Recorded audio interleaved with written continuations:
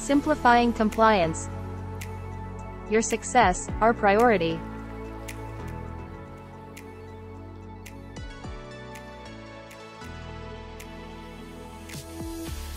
Hello everyone, welcome back to AxiPro.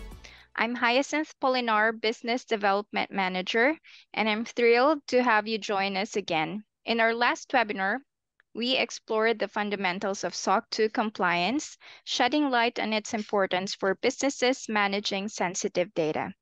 We discussed key concepts such as the definition of SOC 2, its significance in demonstrating commitment to data security, and the trust service criteria it encompasses.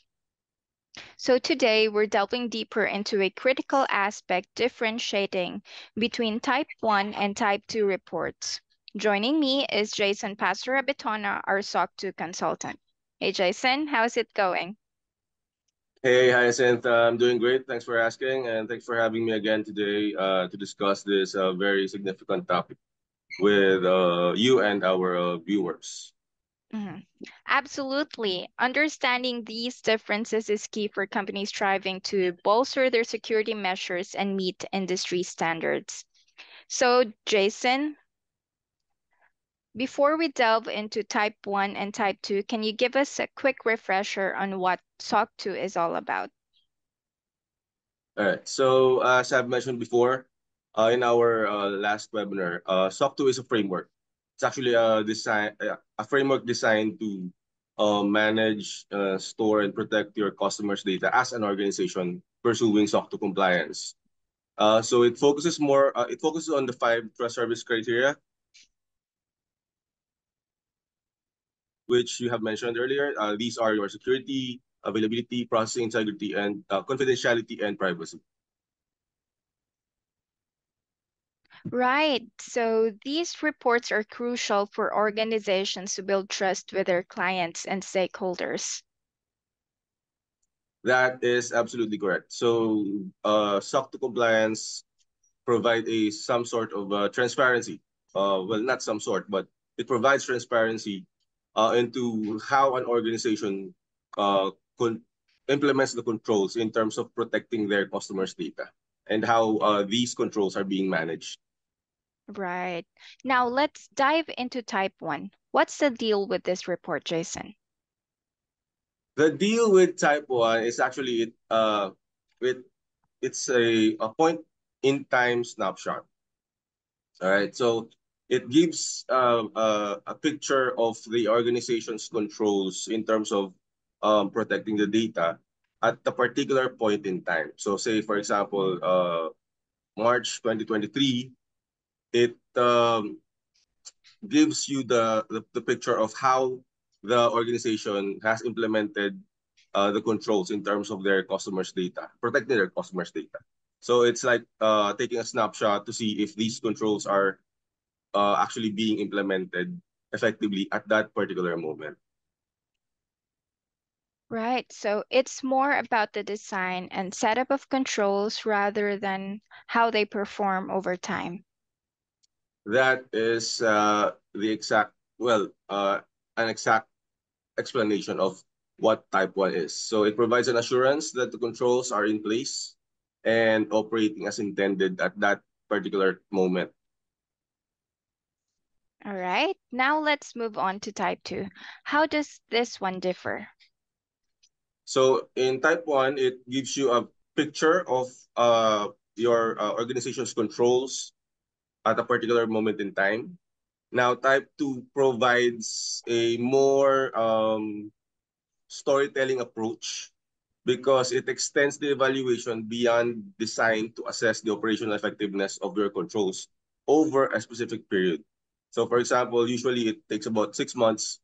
The SOC 2 audit Type 2 would look at your controls and its implementation for the past 6 months, for example. So you can go back, say, from December up until July, something like that. So it will cover those months retroactively, how you have implemented the controls in terms of your protecting your customers' data, and whether if you have chosen say, for example, confidentiality, availability, and your security. So whether your controls are actually up to par with the framework that you have chosen within the 5 trust service criteria. Mm-hmm. So it's like watching a movie rather than looking at a snapshot, right? Exactly. So it's a continuous narrative given a specific period, over a long period of time, over a few number of months. It gives insight how your controls are being operated and implemented over a period of time. Mm-hmm. Now, what advice would you give to companies trying to decide between type 1 and type 2? Well, it depends on the organization. If you're actually looking for a report, a type 1 report, wherein you just want to show to your customers that you have implemented the controls as of this moment, that would type 1 report would suffice. But if you want to demonstrate that you are actually continuously implementing the controls in terms of protecting your customers' information, then you would go for type 2. So it depends on what you want to basically demonstrate to your customers, whether you want to give them a snapshot of your controls at a particular moment in time, or you also want them to show that you are actually continuously implementing the controls for say a few months. Mm-hmm. I see. Thank you so much for explaining the difference between SOC 2 Type 1 and Type 2. And now let's open the floor to some questions from our audience. Going once. All right.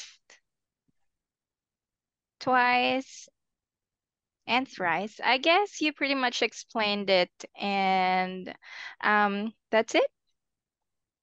Yeah, sure. Let me just do a quick wrap up Mhm. rather.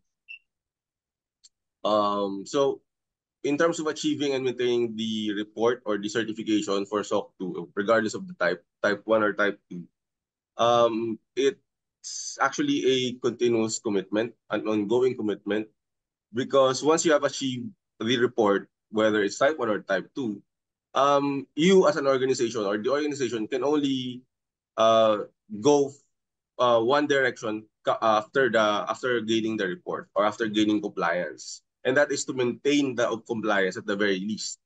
And maintaining the compliance, it entails continuous monitoring, regular assessments, and adjustments to your controls. Now, you can also, of course, if you have obtained SOC 2 Type 1 compliance, uh, the better road would be for you to achieve or to pursue SOC 2 Type 2 compliance.